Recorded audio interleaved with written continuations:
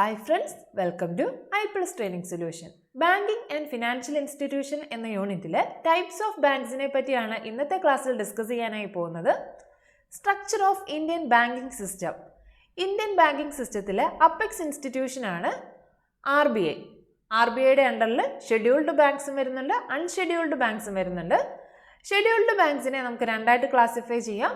Commercial scheduled banks and cooperative scheduled banks. Commercial scheduled ബാങ്ക്സിനകത്ത് വരുന്നതാണ് public sector banks, private sector banks, foreign sector banks and regional rural bank. Public sector ബാങ്ക്സിൽ SBI and associate banks, other nationalised bank and other public sector banks. ഇത്രയും banks ആണ് വരുന്നത്. നമുക്ക് ഓരോന്നും എന്താണെന്ന് നോക്കാം. First, central bank of India. Central bank is an apex financial institution in the banking system. ഒരു രാജ്യത്തിന്റെ സുപ്രീം മോണിറ്ററി അതോറിറ്റിയാണ് സെൻട്രൽ ബാങ്ക് എന്ന് പറയുന്നത്. The central bank function as an independent authority and is responsible for controlling, regulating and stabilising the monetary and banking structure of the country. ഒരു രാജ്യത്തിന്റെ monetary and banking structure regulate ചെയ്യുക, അത് control ചെയ്യുക, stabilise ചെയ്യുക എന്നുള്ള responsible ആയിട്ടുള്ള ഒരു ബാങ്കാണ് സെൻട്രൽ ബാങ്ക് എന്ന് പറയുന്നത്. നമ്മൾ പറഞ്ഞു എല്ലാ രാജ്യങ്ങൾക്കും ഒരു സെൻട്രൽ ബാങ്ക് ഉണ്ട്. ഇന്ത്യയുടെ സെൻട്രൽ ബാങ്കാണ് reserve bank of India. The reserve bank of India is India's central bank, also known as the bankers bank. Bankers bank എന്ന പേരിലാണ് റിസർവ് ബാങ്ക് ഓഫ് ഇന്ത്യ അറിയപ്പെടുന്നത്.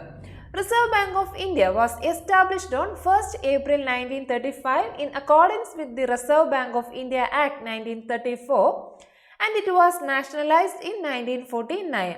Reserve Bank of India ഇന്ത്യയിൽ establish ചെയ്തത് 1st April 1935ലാണ്. Reserve Bank of India Act 1934 പ്രകാരമാണ് ഇത് establish ചെയ്തത്. Reserve bank of India nationalise ചെയ്ത year 1st January 1949ലാണ്. And it is fully owned and operated by the government of India. Reserve Bank of India nationalize ചെയ്തതിനു ശേഷം ഈ bank fully owned and operate ചെയ്യുന്നത് government of India ആണ്. The concept of Reserve Bank of India was based on the strategies formulated by Dr. Ambedkar in his book named The Problem of Rupees, Its Origin and Its Solution. Doctor അംബേദ്കറുടെ the problem of the rupee, its origin and its solution എന്ന ബുക്കിനെ base ചെയ്തിട്ട്, അതിനകത്ത് സ്ട്രാറ്റജിയെ base ചെയ്തിട്ടാണ് reserve bank of India എന്നൊരു concept formulate ചെയ്തത്. The central banking institution was established based on the suggestions of royal commission on Indian currency and finance in 1926. 1926 royal commission on Indian currency and ഫിനാൻസിന്റെ recommendation പ്രകാരമാണ് central bank of India ഇന്ത്യയിൽ establish ചെയ്തത്. ഈ royal commission on Indian currency and finance, ഈ ഒരു കമ്മീഷന്റെ മറ്റൊരു പേരാണ് Hilton young commission. The Reserve Bank of India is permanently situated in Mumbai since 1937. RBIയുടെ ഹെഡ് ക്വാർട്ടർ എന്ന് പറയുന്നത് മുംബൈയിലാണ്. And there are 4 zonal offices of RBI at Mumbai, Kolkata, Delhi and Chennai. RBIക്ക് പ്രധാനമായിട്ടും 4 സോണൽ ഓഫീസസ് ആണുള്ളത്: മുംബൈ, കൊൽക്കത്ത, ഡൽഹി ആൻഡ് ചെന്നൈ. RBIക്ക് ഇപ്പോൾ ആസ് ഓൺ 2021 19 റീജിയണൽ ഓഫീസസ് ആണുള്ളത്. Thiruvananthapuram, Patna, Nagpur, Lucknow, Mumbai, Kochi, Kolkata, Jammu, Kanpur, Chennai, Delhi, Guwahati, Bhubaneswar, Bhopal, Hyderabad, Ahmedabad, Chandigarh, Jaipur and Bangalore. RBI governor, current RBI governor as on 2021 Shaktikanta Das ആണ്. കറൻസി ചെസ്റ്റ്, RBIയുടെ കറൻസി ഡിപ്പോസിറ്ററി എന്ന് പറയുന്നത് കറൻസി ചെസ്റ്റ് എന്ന പേരിലാണ് അറിയപ്പെടുന്നത്. Objectives of Central Bank. Central Bank's main objectives: maintain internal value of currency, preserve the external value of rupee, ensure price stability, promote economic growth, promote financial institutions. ഇനി central ബാങ്കിന്റെ functions ചോദിച്ചു കഴിഞ്ഞാൽ, bank of issuing notes. നമ്മുടെ രാജ്യത്ത് currency note issue ചെയ്യുന്നത് central bank of India ആണ്, അതായത് RBI ആണ്. ഇത് ബാങ്കർ ടു ദി ഗവൺമെന്റ് ആയിട്ട് ആക്ട് ചെയ്യുന്നു, ബാങ്കേഴ്സ് ബാങ്ക് ആയിട്ട് ആക്ട് ചെയ്യുന്നുണ്ട്. ബാങ്കേഴ്സ് ബാങ്ക് എന്ന് പറഞ്ഞാൽ സെൻട്രൽ ബാങ്ക് ഓഫ് ഇന്ത്യ അല്ലെങ്കിൽ RBI ബാങ്കുകളുമായിട്ടാണ് നേരിട്ട് ഇടപാട് നടത്തുന്നത്, അല്ലാതെ ഇൻഡിവിജ്വൽ പബ്ലിക്കുമായിട്ട് ഓരോ ആളുകളുമായിട്ട് നേരിട്ട് ഇടപാട് നടത്തുന്നില്ല, ബാങ്കുകളുമായിട്ടാണ് RBI ഇടപാടുകൾ നടത്തുന്നത്. അതുകൊണ്ടാണ് RBI ബാങ്കേഴ്സ് ബാങ്ക് എന്ന പേരിൽ കൂടി അറിയപ്പെടുന്നതെന്ന് പറഞ്ഞു. And it acts a lender of last resort, custodian of foreign exchange reserves, clearing house function and control on credit creation. ഇതൊക്കെയാണ് സെൻട്രൽ ബാങ്ക് ഓഫ് ഇന്ത്യ RBIയുടെ മെയിൻ ഫങ്ഷൻസ്. ഇനി ലോകത്തിലെ പ്രധാനപ്പെട്ട ചില സെൻട്രൽ ബാങ്ക്സിൻ്റെ പേരാണ് അവിടെ കൊടുത്തിരിക്കുന്നത്. ഫെഡറൽ റിസർവ്, USAയുടെ സെൻട്രൽ ബാങ്കിനെ അറിയപ്പെടുന്ന പേര് ഫെഡറൽ റിസർവ് ആണ്. ഇന്ത്യയുടേത് നമ്മൾ പറഞ്ഞു റിസർവ് ബാങ്ക് ഓഫ് ഇന്ത്യ ആണ്. ചൈനയുടെ സെൻട്രൽ ബാങ്കിനെ അറിയപ്പെടുന്നത് പീപ്പിൾസ് ബാങ്ക് ഓഫ് ചൈന എന്ന പേരിലാണ്. UK-യുടെ central bank bank of England ആണ്. ആൻഡ് യൂറോപ്യൻ യൂണിയൻ്റെ central bank European central bank എന്ന പേരിലാണ് അറിയപ്പെടുന്നത്. Then commercial banks. Commercial banks are regulated under the Banking Regulation Act 1949. Banking Regulation Act 1949 പ്രകാരമാണ് commercial banks ഇന്ത്യയിൽ regulate ചെയ്യപ്പെട്ടിരിക്കുന്നത്. These banks come direct in contact with the people in the society and render various banking services to them. ഈ banks, commercial banks direct ആളുകളുമായിട്ട് നേരിട്ട് ഇടപാട് നടത്തുന്ന ബാങ്കുകളാണ് commercial banks എന്ന് പറയുന്നത്. Their primary function is to accept deposits and grant loans to the general public, corporate and government. Commercial ബാങ്ക്സിൻ്റെ main function എന്ന് പറയുന്നത് ഡെപ്പോസിറ്റ്സ് അക്സെപ്റ്റ് ചെയ്യുക, അതുപോലെ തന്നെ ജനറൽ പബ്ലിക്കിന്, കോർപ്പറേറ്റ്സിന്, ഗവൺമെൻറ്റ്സിനൊക്കെ ലോൺസ് പ്രൊവൈഡ് ചെയ്യുക. These banks are profit-making institution and do business only to make a profit or commercial motives. Profit-making institutions ആണ് കൊമേഴ്ഷ്യൽ ബാങ്ക്സ് എന്ന് പറയുന്നത്. ഇവർ പ്രോഫിറ്റ് ഉണ്ടാക്കുക അല്ലെങ്കിൽ കൊമേഴ്ഷ്യൽ മോട്ടീവ്സിന് വേണ്ടി പ്രവർത്തിക്കുന്ന ഇൻസ്റ്റിറ്റ്യൂഷൻസ് ആണ് commercial banks. Bank of Calcutta is the oldest commercial bank in India. It was established in the year 1806. It was later renamed the Bank of Bengal. Bank of Calcutta ആണ് oldest commercial bank in India. 1806 bank of Calcutta establish ചെയ്തത്. പിന്നീട് ഇതിനെ bank of Bengal എന്ന പേരിൽ അറിയപ്പെട്ടു. Functions of commercial banks. പ്രധാനമായിട്ടും commercial ബാങ്കിന് രണ്ട് ഫംഗ്ഷനാണ് നമ്മൾ ക്ലാസിഫൈ ചെയ്യുന്നത്, primary function and secondary function. Primary ഫംഗ്ഷനകത്ത് വരുന്നതാണ് accepting deposits, saving deposits, fixed deposits, current deposit and recurring deposits. ഈ പേരിലൊക്കെയാണ്, അതായത് ഇത്തരത്തിൽ 4 ഡെപ്പോസിറ്റ്സ് ടൈപ്സ് ആണ് കൊമേഴ്ഷ്യൽ ബാങ്കിൻ്റെ അണ്ടറിൽ വരുന്നത്. സേവിംഗ് ഡെപ്പോസിറ്റ് എന്ന് പറയുമ്പോൾ ആളുകളുടെ സേവിങ്സ് മെൻറ്റാലിറ്റി എൻകറേജ് ചെയ്യുന്നതിന് വേണ്ടി സേവിങ്സ് അക്കൗണ്ട് ആളുകൾക്ക് ഓപ്പൺ ചെയ്യാനായിട്ട് പറ്റും. അപ്പം ബാങ്ക് ചെറിയൊരു ഇൻട്രസ്റ്റ് റേറ്റ് അവിടെ കൊടുക്കുന്നുണ്ട്. ഹൈലി ലിക്വിഡായിട്ടുള്ള ഡെപ്പോസിറ്റ് സ്കീമാണ് ഈ സേവിങ് ഡെപ്പോസിറ്റ് എന്ന് പറയുന്നത്. ഇപ്പം നിങ്ങളുടെ കയ്യിൽ ഒരു 10,000 രൂപ ഉണ്ടെങ്കിൽ അത് നമ്മുടെ കയ്യിൽ ചുമ്മാതെ വെച്ചിരിക്കുകയാണെങ്കിൽ അതിന് യാതൊരു ചേഞ്ചും ഉണ്ടാകുന്നില്ല. എന്നാൽ നമ്മളൊരു സേവിങ്സ് ബാങ്ക് അക്കൗണ്ട് ഓപ്പൺ ചെയ്തിട്ട് അവിടെ അതിലിടുകയാണെന്നുണ്ടെങ്കിൽ അതിന് നമുക്ക് ചെറിയൊരു ഇൻട്രസ്റ്റ് കിട്ടും. അതാണ് സേവിങ് ഡെപ്പോസിറ്റ്സ് എന്ന് പറയുന്നത്.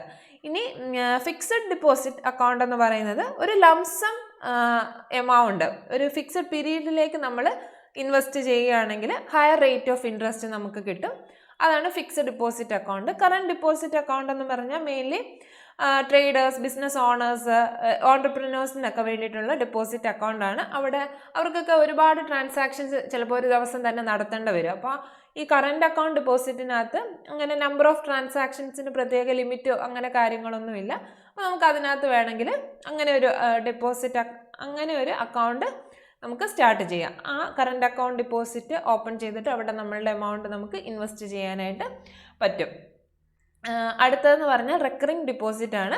ഒരു നിശ്ചിത എമൗണ്ട് നിശ്ചിത കാലയളവിൽ തവണകളായിട്ട് അടയ്ക്കുന്നതിനെയാണ് നമ്മൾ റെക്കറിംഗ് ഡെപ്പോസിറ്റ് അക്കൗണ്ട് എന്ന പേരിൽ അറിയപ്പെടുന്നത്. അപ്പോൾ സേവിംഗ് ബാങ്ക് അക്കൗണ്ടിനെക്കാട്ടുമൊക്കെ ഇവിടെ ഇൻട്രസ്റ്റ് കൂടുതലായിരിക്കും കിട്ടുന്നത്. അപ്പോൾ ഇതാണ് അക്സെപ്റ്റിംഗ് ഡെപ്പോസിറ്റിനകത്ത് വരുന്നത്. Then granting advances. ഇനി ബാങ്ക് ആളുകളുടെ കയ്യിൽ നിന്ന് ഡിപ്പോസിറ്റ്സ് സ്വീകരിച്ചിട്ട് ബാങ്ക് അതേപോലെ തന്നെ സൂക്ഷിക്കുകയാണെന്നുണ്ടെങ്കിൽ ബാങ്കിന് യാതൊരു ബെനിഫിറ്റും കാര്യങ്ങളും കിട്ടുന്നില്ല. അപ്പം ബാങ്കിന് കൂടുതൽ പ്രോഫിറ്റ് ഉണ്ടാക്കണം എന്നുണ്ടെങ്കിൽ ആ ആളുകളുടെ കയ്യിൽ നിന്ന് ഡെപ്പോസിറ്റ്സ് സ്വീകരിച്ചിട്ട് അത് ആളുകൾക്ക് എന്ത് കൊടുക്കണം? അഡ്വാൻസസ് ആയിട്ട് കൊടുക്കണം. അഡ്വാൻസസ് ആയിട്ട് കൊടുക്കുക എന്ന് പറഞ്ഞാൽ ഓവർ ഡ്രാഫ്റ്റ് ആയിട്ട് കൊടുക്കാം, cash credit, loans, discounting of bills എന്ന പേരിലൊക്കെ അഡ്വാൻസസ് പ്രൊവൈഡ് ചെയ്യാനായിട്ട് പറ്റും. അടുത്ത ബാങ്കുകളുടെ സെക്കൻഡറി ഫംഗ്ഷൻ, കൊമേഴ്ഷ്യൽ ബാങ്കിൻ്റെ സെക്കൻഡറി ഫംഗ്ഷനകത്ത് വരുന്നതാണ് agency function and utility function. Agency function means transfer of funds, periodic payments, collection of cheques, portfolio management, periodic collections, other agency functions, ഇതൊക്കെയാണ് ഏജൻസി ഫംഗ്ഷനകത്ത് വരുന്നത്. യൂട്ടിലിറ്റി ഫംഗ്ഷൻ എന്ന് പറയുമ്പം draft, lockers, underwriting, project reports, social welfare programmes, ഇതൊക്കെയാണ് utility ഫംഗ്ഷൻസിനകത്ത് വരുന്നത്. Then types of commercial bank. Commercial ബാങ്കിനെ നമുക്ക് രണ്ടായിട്ട് ക്ലാസിഫൈ ചെയ്യാം, scheduled commercial bank and non scheduled commercial bank. Scheduled commercial ബാങ്കിനകത്ത് വരുന്നതാണ് public bank, private bank, foreign bank and regional rural bank. Scheduled commercial banks എന്ന് പറഞ്ഞു കഴിഞ്ഞാൽ scheduled commercial banks are those included in the second schedule of RBI act 1934. RBI ആക്ടിൻ്റെ second ഷെഡ്യൂളിൽ വരുന്ന ബാങ്ക്സിനെയാണ് scheduled commercial banks എന്ന് പറയുന്നത്. ഈ second ഷെഡ്യൂളിൽ RBI ആക്ട് സെക്കൻഡ് ഷെഡ്യൂളിൽ വരണം എന്നുണ്ടെങ്കിൽ 3 കണ്ടീഷൻസ് സാറ്റിസ്ഫൈ ചെയ്യണം. It must have paid up capital and reserves of an aggregate value of at least ₹5 lakh. അതിന് ആ ഒരു ഇൻസ്റ്റിറ്റ്യൂഷൻ എന്തായിക്കോട്ടെ അതിൻ്റെ paid up capital and reserves aggregate at least 5 lakhs ഉണ്ടായിരിക്കണം. It is carrying on the business of banking in India. അത് banking business നടത്തുന്നതായിരിക്കണം. It's must be a corporation or cooperative society and not a partnership or sole proprietorship. അതൊരു കോർപ്പറേഷനോ അല്ലെ cooperative സൊസൈറ്റിയോ ആയിരിക്കണം. അതൊരു പാർട്ട്ണർഷിപ്പോ soul proprietorship ഫേമോ ആകാൻ പാടില്ല. അപ്പോൾ ഇത്രയും കണ്ടീഷൻസ് സാറ്റിസ്ഫൈ ചെയ്യുകയാണെങ്കിലാണ് റിസർവ് ബാങ്ക് ഓഫ് ഇന്ത്യയുടെ സെക്കൻഡ് ഷെഡ്യൂളിൽ വരുന്നത്. റിസർവ് ബാങ്ക് ഓഫ് ഇന്ത്യയുടെ സെക്കൻഡ് ഷെഡ്യൂളിൽ വരുന്ന ബാങ്കുകളാണ് ഷെഡ്യൂൾഡ് കൊമേഴ്ഷ്യൽ ബാങ്ക്. അങ്ങനെ വരാത്ത ബാങ്കുകളാണ് നോൺ ഷെഡ്യൂൾഡ് കൊമേഴ്ഷ്യൽ ബാങ്ക്സ് എന്ന പേരിൽ അറിയപ്പെടുന്നത്. ഷെഡ്യൂൾഡ് ബാങ്ക്സിനകത്ത് public sector, private sector, foreign banks, regional rural banks, cooperative banks ഒക്കെ തന്നെ വരുന്നുണ്ട്. അടുത്തത് പബ്ലിക് സെക്ടർ ബാങ്ക്സ് എന്ന് പറഞ്ഞാൽ these are nationalised bank and majority of stakes in these banks are held by the government. ഇത് nationalise public sector banks എന്ന് പറയുന്നത് nationalised banks ആണ്. അതുപോലെ തന്നെ ഈ ബാങ്കുകളുടെ മെജോറിറ്റി സ്റ്റേക്ക് ആരുടെ കയ്യിലായിരിക്കും? ഗവൺമെൻറ്റിൻ്റെ കയ്യിലായിരിക്കും. In terms of volume SBI is the largest public sector bank in India. Volume ബേസിൽ പറയുകയാണെങ്കിൽ SBI ആണ് ഇന്ത്യയിലെ largest public sector bank. And after its merger with its 5 associate banks as on 1st April 2017, it has got a position among the top 50 banks of the world. ഇത് SBIയുടെ മെർജിങ്ങിന് ശേഷം SBI അതിൻ്റെ 5 associate ബാങ്ക്സും 1st April 2017 merge ചെയ്തു. അതിനുശേഷം ഈ SBIയുടെ position എന്ന് പറഞ്ഞാൽ വേൾഡിൽ തന്നെ ടോപ്പ് 50 ബാങ്ക്സിൽ ഒരു ബാങ്കാണ് SBI. SBI പറ്റി പറയുമ്പം അതിൻ്റെ പേരൻറ്റ് ബാങ്ക്സിന് അതിൻ്റെ ഒരു എവല്യൂഷൻ നമുക്കൊന്ന് അറിഞ്ഞിരിക്കണം. നമ്മൾ പറഞ്ഞു ഇന്ത്യയിലെ ലാർജസ്റ്റ് കൊമേഴ്ഷ്യൽ ബാങ്കാണ് SBI എന്ന് പറയുന്നത്. 3 പ്രസിഡൻസി ബാങ്കുകളാണ് SBIയുടെ പേരൻറ്റ് ബാങ്ക് എന്ന് പറയുന്നത്. ഒന്ന് ബാങ്ക് ഓഫ് ബംഗാൾ, അതിൻ്റെ മുന്നിലത്തെ പേരെന്ന് പറയുന്നത് ബാങ്ക് ഓഫ് കൽക്കട്ടയാണ്.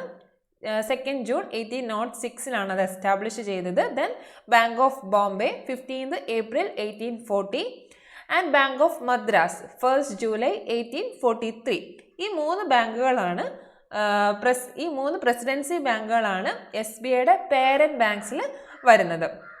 1921 ഈ 3 പ്രസിഡൻസി ബാങ്കിനെ മെർജ് ചെയ്തുകൊണ്ട് ഇമ്പീരിയൽ ബാങ്ക് ഓഫ് ഇന്ത്യ എന്ന പേരിൽ അത് അറിയപ്പെട്ടു. In 1921 these 3 banks were amalgamated to form the Imperial Bank of India. Then Imperial Bank of India പിന്നീട് സ്റ്റേറ്റ് ബാങ്ക് ഓഫ് ഇന്ത്യ ആയിട്ട് കൺവേർട്ട് ചെയ്യപ്പെട്ടു 1st July 1955. ക്ലിയർ? ഇന്ത്യയിൽ 12 പബ്ലിക് സെക്ടർ ബാങ്ക്സ് ആണ് ഇപ്പോഴുള്ളത്. As on 2021 SBI, Punjab national bank, bank of Baroda, Canara bank, union bank, bank of India, Indian bank, central bank of India, Indian overseas bank, UCO bank, bank of Maharashtra and Punjab and Sindh bank. ഇത്രയുമാണ് 12 public sector banks. Then private sector bank. These include banks in which major stake or equity is held by private shareholders. Private sector banks in the major stake private shareholders in the kayilirikkum. All the banking rules and regulation laid down by the RBI will be applicable on private sector banks as well.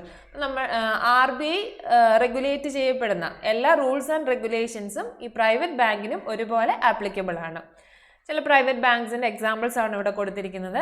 Axis bank, Dhanlaxmi bank, ICICI bank, IDBI bank, Bandhan bank, Federal bank, അങ്ങനെ RBL bank, Yes bank, DCB bank, ഇതെല്ലാം IndusInd bank, ഇതൊക്കെ തന്നെ private sector ബാങ്കിന് example ആണ്. Federal bank. Okay. Then foreign bank. A foreign bank is one that has its headquarters in a foreign country but operates in India as a private entity. Foreign bank എന്ന് പറയുമ്പോൾ അതിൻ്റെ headquarters foreign കൺട്രിയിലായിരിക്കും, പക്ഷെ അതിൻ്റെ branches, അതിൻ്റെ operations ഒക്കെ ഇന്ത്യയിൽ ഉണ്ട്. അത്തരത്തിലുള്ള ബാങ്കുകളെയാണ് ഫോറിൻ ബാങ്ക് എന്ന് പറയുന്നത്. These banks are under the obligation to follow the regulations of its home country as well as the country in which they are operating. അപ്പോൾ ഫോറിൻ ബാങ്ക്സിന് അവരുടെ ഹോം കൺട്രിയിലെ റൂൾസ് ആൻഡ് റെഗുലേഷനും അതോടൊപ്പം തന്നെ ഏത് രാജ്യത്താണോ അത് ഓപ്പറേറ്റ് ചെയ്യുന്നത് ആ രാജ്യത്തിൻ്റെ റൂൾസ് ആൻഡ് റെഗുലേഷൻസും ഫോളോ ചെയ്യേണ്ടതുണ്ട്.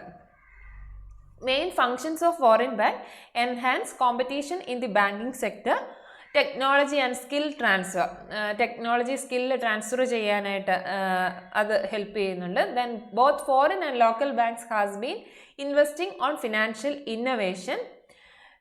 Then modern banking services expanded. Modern banking services ഒക്കെ എക്സ്പാൻഡ് ചെയ്യുക.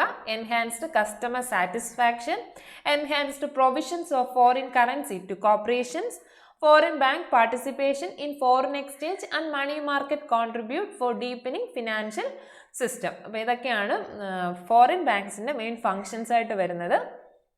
അതിൻ്റെ മേജർ എക്സാമ്പിൾസ് ആണ് ഇവിടെ കൊടുത്തിരിക്കുന്നത്. City bank, standard charter bank, HSBC bank.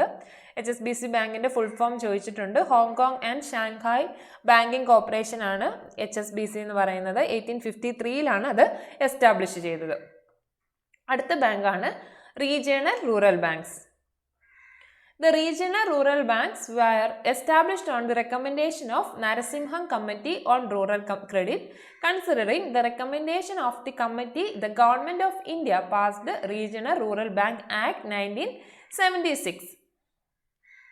1970s commercial ബാങ്കിന് ഫാമേഴ്സിന് അവർക്ക് ലെൻഡ് ചെയ്യുന്നതിന് കുറച്ച് ഡിഫിക്കൽട്ടീസ് ഉണ്ടായിരുന്നു. സോ കൊമേഴ്ഷ്യൽ ബാങ്ക്സിൻ്റെ ന്യൂനതകൾ പരിഹരിക്കുന്നതിന് വേണ്ടി നരസിംഹ വർക്കിംഗ് ഗ്രൂപ്പിനെ ഗവൺമെൻറ് അപ്പോയിൻറ്റ് ചെയ്യുന്നു. അങ്ങനെ നരസിംഹം കമ്മിറ്റിയുടെ റെക്കമെൻഡേഷൻ പ്രകാരമാണ് September 1975 regional rural bank ordinance കൊണ്ടുവന്നത്. ഈ ഓർഡിനൻസ് ആണ് പിന്നീട് റീജിയണൽ റൂറൽ ബാങ്ക് ആക്ട് 1976 ആയിട്ട് മാറിയത്.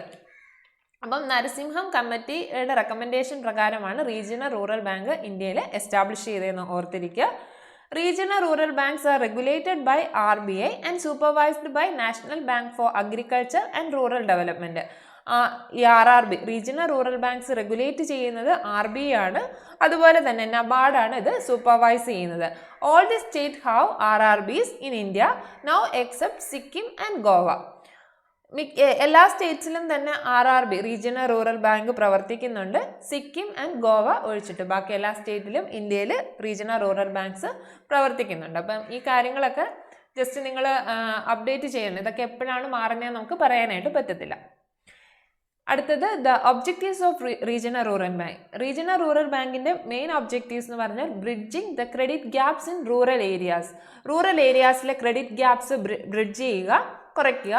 To develop such measures which could restrict the outflow of rural deposit to urban areas. Rural deposits urban ഏരിയസിലേക്ക് പോകുന്നത് അതിൻ്റെ ഔട്ട്ഫ്ലോ റെസ്ട്രിക്റ്റ് ചെയ്യുക, അല്ലെ അതിൽ കുറയ്ക്കാനുള്ള മെഷേഴ്സ് ഡെവലപ്പ് ചെയ്യുക എന്നതാണ് second objective. Then to reduce regional imbalances and increase rural employment generation activities.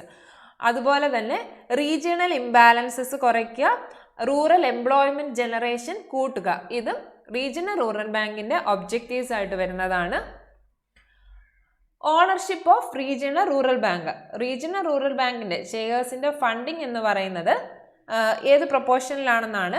The equity of RRB is held by stakeholders in fixed proportion of 50:15:35 distributed among the following. Central government 50% share, state government 15% share and sponsor bank 35% share.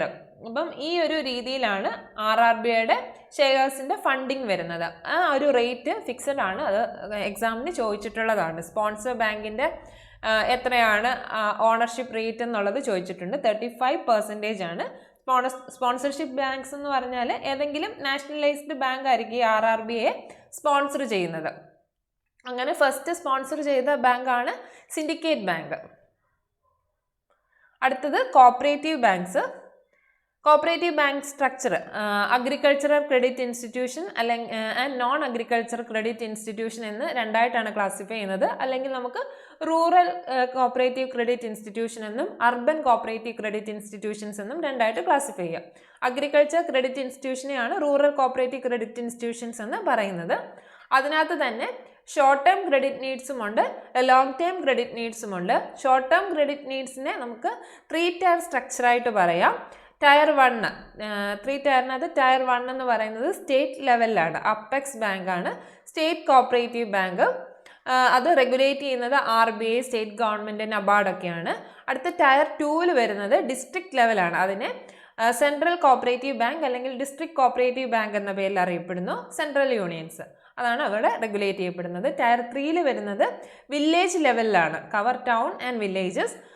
അതിനെ primary credit societies എന്ന പേരിൽ അറിയപ്പെടുന്നു. Primary agriculture cooperative society എന്നുള്ള പേരിലൊക്കെ അറിയപ്പെടുന്നു. ഇനി agriculture credit ഇൻസ്റ്റിറ്റ്യൂഷൻസിനകത്ത് തന്നെ long term credit needs satisfy ചെയ്യുന്നത് ലാൻഡ് ഡെവലപ്മെൻറ്റ് ബാങ്ക്സ് എന്ന ഇതിലാണ്. അടുത്ത കാറ്റഗറി എന്ന് പറഞ്ഞാൽ നോൺ അഗ്രികൾച്ചറൽ ഇൻസ്റ്റിറ്റ്യൂഷൻ അല്ലെങ്കിൽ അർബൻ കോപ്പറേറ്റീവ് ബാങ്ക്സ് എന്ന പേരിൽ അറിയപ്പെടുന്നു. അതിൻ്റെ വേറൊരു ഫോമാണ് ഇത് തന്നേക്കുന്നത്. അർബൻ കോപ്പറേറ്റീവ് ബാങ്ക്സും റൂറൽ കോപ്പറേറ്റീവ് ക്രെഡിറ്റ് ഇൻസ്റ്റിറ്റ്യൂഷനും. അർബൻ കോപ്പറേറ്റീവിനകത്ത് തന്നെ ഷെഡ്യൂൾഡ് അർബൻ കോപ്പറേറ്റീവ് ബാങ്ക്സും ഉണ്ട്, നോൺ ഷെഡ്യൂൾഡ് അർബൻ കോപ്പറേറ്റീവ് ബാങ്ക്സും ഉണ്ട്. അതിനകത്ത് തന്നെ multi state scheduled urban cooperative banks operating in single സ്റ്റേറ്റിലുള്ളതുണ്ട്. പിന്നെ non scheduled urban cooperative ബാങ്ക്സിനകത്ത് multi സ്റ്റേറ്റിൽ പ്രവർത്തിക്കുന്നതും ഉണ്ട്, ഓപ്പറേറ്റിംഗ് ഇൻ സിംഗിൾ സ്റ്റേറ്റിൽ വരുന്നതും ഉണ്ട്. റൂറൽ കോപ്പറേറ്റീവ് ക്രെഡിറ്റ് ഇൻസ്റ്റിറ്റ്യൂഷനകത്ത് നമ്മൾ നേരത്തെ പറഞ്ഞ പോലെ short term and long term എന്ന് പറഞ്ഞ് ഷോർട്ട് ടേം 3 ടയർ സ്ട്രക്ചറാണ്. ലോങ് ടേം വരുമ്പോൾ 2 ടയർ സ്ട്രക്ചറാണ്. 2 ടയർ എന്ന് പറയുമ്പോൾ state cooperative agriculture and rural cooperative banks SCARCBs. അടുത്ത primary cooperative agricultural and rural cooperative banks PCARCBs. A cooperative bank is a small-sized financial entity where its members are the owners and customers of the bank. Cooperative bank എന്ന് പറഞ്ഞാൽ small sized financial entity ആണ്. അതിൻ്റെ members എന്ന് പറഞ്ഞാൽ members തന്നെയാണ് അതിൻ്റെ ഓണേഴ്സായിട്ടും കസ്റ്റമേഴ്സായിട്ടും വരുന്നത്. Cooperative banks fall under the Cooperative Societies Act, which is regulated by the RBI and governed by the Banking Regulation Act 1949 and Banking Laws Cooperative Societies Act 1965. Cooperative banks cooperative society act പ്രകാരമാണ് പ്രവർത്തിക്കുന്നത്. അത് regulate ചെയ്യുന്നത് RBI ആണ്. അതുപോലെ തന്നെ banking regulation act 1949 and banking laws cooperative societies act 1965 ഇത് രണ്ടുമാണ്. ഇത് മുഖേന ഇത് ഗവേൺ ചെയ്യപ്പെടുന്ന ബാങ്കിങ് റെഗുലേഷൻ ആക്റ്റും banking laws cooperative societies act പ്രകാരം ഗവേൺ ചെയ്യപ്പെടുന്ന ഇൻസ്റ്റിറ്റ്യൂഷൻസ് ആണ് കോപ്പറേറ്റീവ് ബാങ്ക്സ്. അതെപ്പോഴും കോപ്പറേറ്റീവ് സ്റ്റൈൽ ഓഫ് ഫങ്ഷനിങ് ആയിരിക്കും നടത്തുന്നത് cooperative banks. It is originated in India with the enactment of the Cooperative Credit Society Act of 1904. Cooperative credit society act 1904 നിലവിൽ വന്നതിൻ്റെ ഭാഗമായിട്ടാണ് ഈ കോപ്പറേറ്റീവ് ബാങ്ക്സ് ഇന്ത്യയിൽ വരുന്നത്.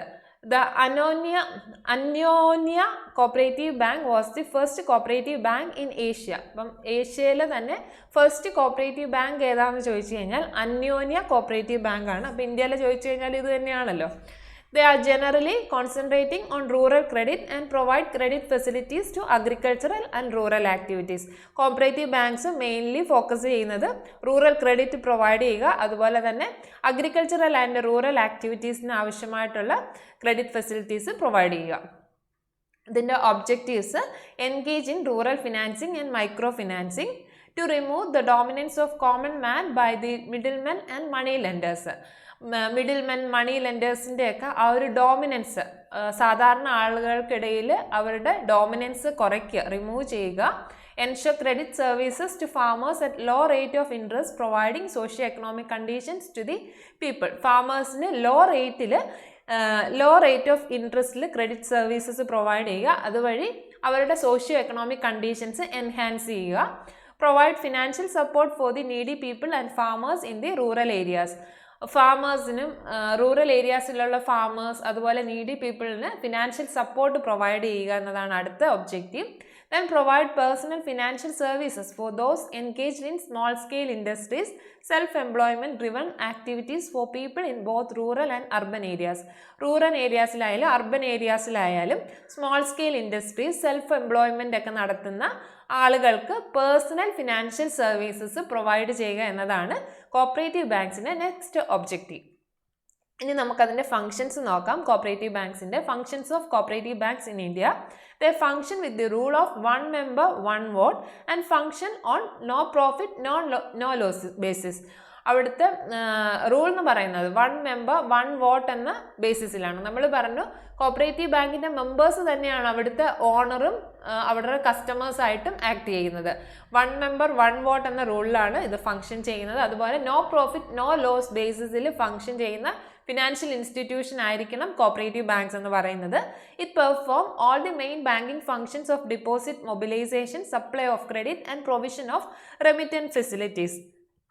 കോപ്പറേറ്റീവ് ബാങ്ക് സാധാരണ ബാങ്ക് പോലെ തന്നെ കൊമേഴ്ഷ്യൽ ബാങ്ക് പോലൊക്കെ തന്നെയാണ് അതിൻ്റെ ഫങ്ഷൻസ് എല്ലാം തന്നെ വരുന്നത്. Deposit mobilisation, supply of credit, provision of remittance facilities ഒക്കെ തന്നെ കോപ്പറേറ്റീവ് ബാങ്കിലും പ്രൊവൈഡ് ചെയ്യുന്നുണ്ട്. അതുപോലെ തന്നെ കോപ്പറേറ്റീവ് ബാങ്ക്സും are also mandated to set aside CRR and SLR, statutory liquidity ratio, cash reserve ratio ഒക്കെ ഈ പറയുന്ന കൊമേഴ്ഷ്യൽ ബാങ്കിനെ പോലെ തന്നെ കോപ്പറേറ്റീവ് ബാങ്കും അത് കീപ്പ് ചെയ്തിരിക്കണം. അതും ഇതിനകത്ത് വരുന്നതാണ്. അപ്പം ഇത് പക്ഷേ കോപ്പറേറ്റീവ് സ്റ്റൈൽ ഓഫ് ഫങ്ഷനിങ് ആണെന്നുള്ള ഒരു വ്യത്യാസമാണ് കോപ്പറേറ്റീവ് ബാങ്കിന് വരുന്നത്. എന്നാൽ കൊമേഴ്ഷ്യൽ ബാങ്ക് എന്ന് പറഞ്ഞാൽ അവിടെ പ്രോഫിറ്റ് മോട്ടീവായിട്ട് പ്രവർത്തിക്കുന്ന ബാങ്കിങ് ഇൻസ്റ്റിറ്റ്യൂഷൻസ് ആണ് കൊമേഴ്ഷ്യൽ ബാങ്ക്സ് എന്ന് പറയുന്നത്. ഇനി കോപ്പറേറ്റീവ് ബാങ്കിൻ്റെ അടുത്ത function, it provide financial assistance to the people with small means to protect them from the ഡെപ്റ്റ് trap of the money lenders. അവർക്ക് സാധാരണ ജനങ്ങൾക്ക് ഫിനാൻഷ്യൽ അസിസ്റ്റൻസ് പ്രൊവൈഡ് ചെയ്യുക, അതുപോലെ തന്നെ മണി ലെൻഡേഴ്സിലെ ഡെപ്റ്റ് ട്രാപ്റ്റിൽ അവരുടെ കടക്കെണിയിൽ നിന്നും സാധാരണ ജനങ്ങളെ പ്രൊട്ടക്റ്റ് ചെയ്യുക എന്നതുള്ളതാണ് അടുത്തൊരു ഫംഗ്ഷൻ. അതുപോലെ it supervises and guides affiliated societies. ഈ കോപ്പറേറ്റീവ് ബാങ്കിൻ്റെ അഫിലിയേറ്റഡ് സൊസൈറ്റീസിനെ സൂപ്പർവൈസ് ചെയ്യുക, ഗൈഡ് ചെയ്യുക. Then mobilisation of funds from their members. അവരുടെ മെമ്പേഴ്സിൽ നിന്ന് ഫണ്ട്സ് മൊബിലൈസ് ചെയ്യുക, അവർക്ക് ആവശ്യമായിട്ടുള്ള ലോൺസ് അഡ്വാൻസ് ചെയ്യുക. Rural financing for farming, cattle, milk, hatchery, personal finance etcetera. അവർക്ക് ഫാമിംഗ്, കാറ്റിൽ, മിൽക്ക് ആ ഫീൽഡിലൊക്കെ ഉള്ളവർക്ക് ഫാമേഴ്സിന് റൂറൽ ഫിനാൻസിങ് പ്രൊവൈഡ് ചെയ്യുക. അതുപോലെ തന്നെ urban financing for self employment, industries, small scale units, home finance, consumer finance, personal finance. അതുപോലെ self employment, small scale industries ഒക്കെ നടത്തുന്നവർക്ക് അർബൻ ഫിനാൻസിങ് പ്രൊവൈഡ് ചെയ്യുക. ഇതൊക്കെയാണ് കോപ്പറേറ്റീവ് ബാങ്ക്സിൻ്റെ main functions. With reference to cooperative bank consider, ഒരു question ആണിത്. With reference to cooperative bank consider the following statement. Registrar of cooperative does not have any role in administrative matters of cooperative banks. Unlike commercial bank, cooperative banks are not required to maintain cash reserve ratio. Reserve Bank of India has the right to supersede the management of a cooperative bank in case of governance failure. Which of the statement given above is or are correct? നമുക്ക് മുകളിൽ 3 statement കൊടുത്തിട്ടുണ്ട്. അതിനകത്ത് ഏതൊക്കെ statement ആണ് correct ആയിട്ട് വരുന്നത്? 1 and 2 only ആണോ, അതോ 3 ഒള്ളി ആണോ, 2 and 3 ഒള്ളി ആണോ, 1, 2, 3 കറക്റ്റ് ആണോ? ഇതാണ് ക്വസ്റ്റ്യൻ. നമുക്ക് നോക്കാം താഴെ തന്നിരിക്കുന്ന സ്റ്റേറ്റ്മെൻറ്റ് എന്തൊക്കെയാണ്. ഒന്നാമത്തെ സ്റ്റേറ്റ്മെൻറ്റ് പറഞ്ഞേക്കുന്നത്, registrar of cooperative bank does not have any role in the administrative matters of cooperative bank. Cooperative ബാങ്കിൻ്റെ രജിസ്ട്രാർക്ക് അതിൻ്റെ അഡ്മിനിസ്ട്രേറ്റീവ് മാറ്റേഴ്സിൽ യാതൊരുവിധ റോളും ഇല്ല എന്നതാണ് ആദ്യത്തെ സ്റ്റേറ്റ്മെൻറ്റ് പറഞ്ഞേക്കുന്നത്. അത് തെറ്റായിട്ടുള്ള ഒരു സ്റ്റേറ്റ്മെൻ്റ് ആണ്. രജിസ്ട്രാർക്ക് കോപ്പറേറ്റീവ് ബാങ്കിൻ്റെ അഡ്മിനിസ്ട്രേഷനിൽ മെയിൻ റോൾ ഉണ്ട്. അടുത്തത്, unlike commercial bank, cooperative bank are not required to maintain cash reserve ratio. Commercial ബാങ്കിനെ പോലെ കോപ്പറേറ്റീവ് ബാങ്കിന് ക്യാഷ് റിസർവ് റേഷ്യോ മെയിൻറ്റെയിൻ ചെയ്യേണ്ട. തെറ്റായിട്ടുള്ള സ്റ്റേറ്റ്മെൻ്റ് ആണ്. കൊമേഴ്ഷ്യൽ ബാങ്കിനെ പോലെ തന്നെ കോപ്പറേറ്റീവ് ബാങ്കിനും CRR ഉം SLR ഉം ഒക്കെ തന്നെ മെയിൻറ്റെയിൻ ചെയ്യേണ്ടതായിട്ടുണ്ട്. Then Reserve Bank of India has the right to supersede the management of a cooperative bank in case of governance failure. Cooperative ബാങ്കിൻ്റെ ഗവേണൻസ് ഫെയിലർ എന്തെങ്കിലും അതിൻ്റെ മാനേജ്മെൻറ്റിലൊക്കെ എന്തെങ്കിലും മിസ്റ്റേക്സ് അതിൻ്റെ ഗവേണൻസിലൊക്കെ എന്തെങ്കിലും മിസ്റ്റേക്സ് വരുന്നുണ്ടെങ്കിൽ ഫെയിലർ വരുന്നുണ്ടെങ്കിൽ റിസർവ് ബാങ്ക് ഓഫ് ഇന്ത്യക്ക് അതിനെ നയിക്കാനുള്ള റൈറ്റ് ഉണ്ട്. അത് കറക്റ്റായിട്ടുള്ള സ്റ്റേറ്റ്മെൻറ്റാണ്. അപ്പം ഇവിടെ 3 സ്റ്റേറ്റ്മെൻറ്റിൽ മൂന്നാമത്തെ സ്റ്റേറ്റ്മെൻറ്റ് മാത്രമാണ് കറക്റ്റായിട്ടുള്ളത്. അപ്പം നമ്മുടെ ഓപ്ഷൻ പ്രകാരം ഏതാണ് കറക്റ്റ് വരുന്നത്? 1 and 2 ഉള്ളി അത് വരില്ല, 3 ഉള്ളി കറക്റ്റാണ്, ബാക്കി നോക്കണ്ടല്ലോ. അപ്പോൾ സെക്കൻഡ് ഓപ്ഷനാണ് കറക്റ്റ്. ഇനി കുറച്ച് ക്വസ്റ്റ്യൻ. അപ്പോൾ ഇത്രയാണ് നമ്മൾ ടൈപ്സ് ഓഫ് ബാങ്ക്സ് പഠിക്കുന്നത്.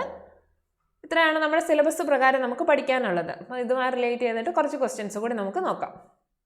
Where is the operational head office of HSBC Bank located in India? HSBC ബാങ്കിൻ്റെ ഓപ്പറേഷണൽ ഹെഡ് ഓഫീസ് ഇന്ത്യയിൽ എവിടെയെന്നാണ് question. Mumbai, Kolkata, Hyderabad, Delhi. Option A ആണ് right answer. Next question. Which nationalised bank was the first sponsor a regional rural bank in India? താഴെ തന്നിരിക്കുന്ന ഏത് ബാങ്കാണ്, ഏത് nationalised ബാങ്കാണ് ഫസ്റ്റ് ഒരു റീജിയണൽ റൂറൽ ബാങ്കിനെ സ്പോൺസർ ചെയ്ത നാഷണലൈസ്ഡ് ബാങ്ക് ഏതെന്നാണ് question. Syndicate bank, bank of India, union bank of India, central bank of India. Answer syndicate bank of India ആണ്. Next question. An average citizen cannot open a savings account in which of the following?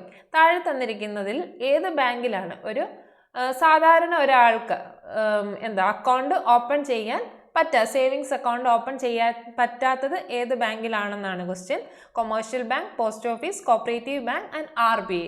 നമുക്കറിയാം commercial ബാങ്കിൽ open ചെയ്യാൻ പറ്റും, post ഓഫീസിൽ open ചെയ്യാൻ പറ്റും, cooperative ബാങ്കിൽ savings bank account open ചെയ്യാൻ പറ്റും. RBIയിൽ പറ്റത്തില്ല. കാരണം RBI എന്ന് പറഞ്ഞാൽ ബാങ്കേഴ്സ് ബാങ്കാണ്. അവിടെ RBI എപ്പോഴും ബാങ്കുകളുമായിട്ടാണ് ഇടപാട് നടത്തുന്നത്, അല്ലാതെ സാധാരണ ഇൻഡിവിജ്വൽസുമായിട്ട് RBI ഇടപാട് നടത്തുന്നില്ല. സോ RBI ആണ് right answer. Next question. The reserve bank of India was nationalised on 1st January 1949, 1st July 1955, 19th July 1969, 15th April 1980. Answer 1st January 1949. Next question. The Reserve Bank of India was set up on the recommendations of Narasimhan Committee, Hilton and Commission, Mahalanobis Committee, Fasal Ali Commission. Reserve Bank of India set up ചെയ്തിരിക്കുന്നത് ഏത് കമ്മിറ്റിയുടെ recommendation പ്രകാരമാണെന്നാണ്. Answer Hilton Young കമ്മീഷനാണ്. Then federal reserve is a financial organisation of which country? Federal reserve എന്ന് പറയുന്നത് ഏത് രാജ്യത്തിൻ്റെ financial organisation ആണ്, അല്ലെ ഏത് രാജ്യത്തിൻ്റെ സെൻട്രൽ ബാങ്ക് ആണെന്നാണ് question. USA, Russia, Japan, Germany. Answer USA ആണ്. Next question. Who is authorised to issue coins in India? ഇന്ത്യയിൽ കോയിൻസ് ഇഷ്യൂ ചെയ്യുന്നത് ഏത് ബാങ്കാണ്? സ്റ്റേറ്റ് ബാങ്ക് ഓഫ് ഇന്ത്യ ആണോ, RBI ആണോ, മിനിസ്ട്രി ഓഫ് ഫിനാൻസ് ആണോ, IDBI ആണോ? അപ്പം നോട്ട് ഇഷ്യൂ ചെയ്യുന്നത് RBI ആണെന്നറിയാം, പക്ഷെ കോയിൻസ് ഇന്ത്യയിൽ ഇഷ്യൂ ചെയ്യുന്നത് മിനിസ്ട്രി ഓഫ് ഫിനാൻസ് ആണ്. Next question. Which of the following is the best option to park money for a long period of time to earn a high rate of interest?